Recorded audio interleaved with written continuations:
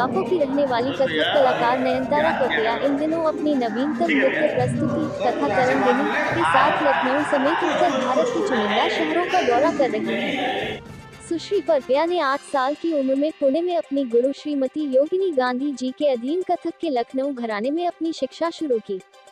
उन्होंने नालंदा नृत्य अनुसंधान केंद्र, मुंबई से नृत्य शास्त्र में डिप्लोमा प्राप्त किया और फिर अपनी कला को और निखारने के लिए उन्होंने नई दिल्ली में महान कथक कलाकार पद्म विभूषण पंडित बिरजू महाराज के घर और संस्थान कलाश्रम में उन्नत प्रशिक्षण लिया।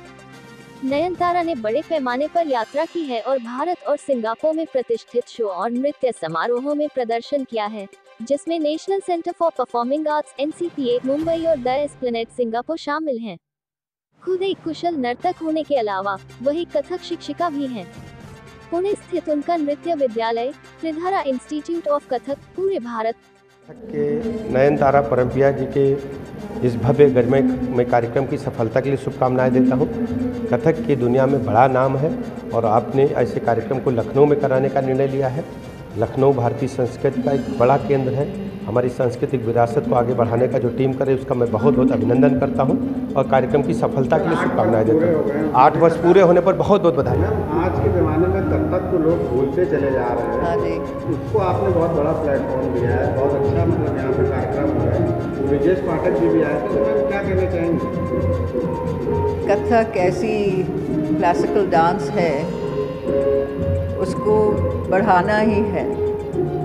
इतने सालों से चल रहा है और जो हमारे यूथ हैं वो शायद ज़्यादा कुछ मॉडर्न डांस में और बॉलीवुड में इंटरेस्ट लेते हैं, लेकिन जो भी ऐसे शो देखेंगे उनको मालूम पड़ेगा क्या कितनी सुंदरता है ये नृत्य में। किस तरह की प्रस्तुति है आज इसका? हाँ, प्रस्तुतियाँ मतलब किस तरह की लोग देंगे? जैसे कि मैम क्या क्या परफॉर्मेंस रहेगी?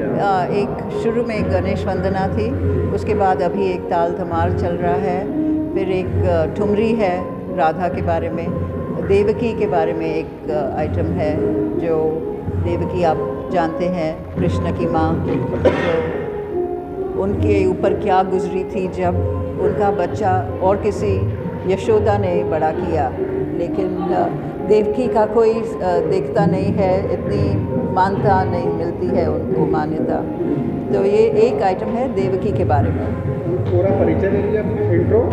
हमारा हम नयनतारा परपिया की माँ हैं, स्टेट बैंक में काम करते थे, रिटायर हुए हैं और हमारी लड़की 7 साल की उम्र से ही डांस में इंटरेस्ट ले रही थी, तो उसको कथक सिखाया है और अभी तो अपने ही बल पे पूरा करती है। उसका खुद का इंस्टीट्यूट है पूना में और वहाँ इंटरनेशनल स्टूडेंट्स भी ऑनलाइन सीखते हैं। 150 से ज़्यादा स्टूडेंट्स हैं उनके और सिंगापुर में रहती है, लेकिन हर 2 महीने पूना आती है। और लखनऊ हमने सिलेक्ट किया शुरू करने के लिए, ये 3 शहरों का जो टूर है, क्योंकि इनका लखनऊ घराना का है। पंडित बिरजू महाराज जी और योगिनी गांधी जी उनकी शिष्य हैं वो, तो यहाँ से ही अच्छा लगा कि शुरू करें टूर। कथक को क्या पूरे भारत में लोग भूलते चले जा रहे हैं? वहाँ कथक का एक बहुत ही बड़ा कार्यक्रम का आयोजन किया गया है। डिप्टी सीएम ब्रिजेश पाठक जी आए थे और आप भी आए उसी कार्यक्रम में गेस्ट बन के। कैसा लग रहा है और कैसा एक्सपीरियंस रहा, क्या कहना चाहिए? बहुत ही सुंदर और बहुत ही मनमोहक कार्यक्रम। कथक हमारी भारतीय संस्कृति का एक बहुत बड़ा विरासत है जिसको हमें सजो करके रखना है।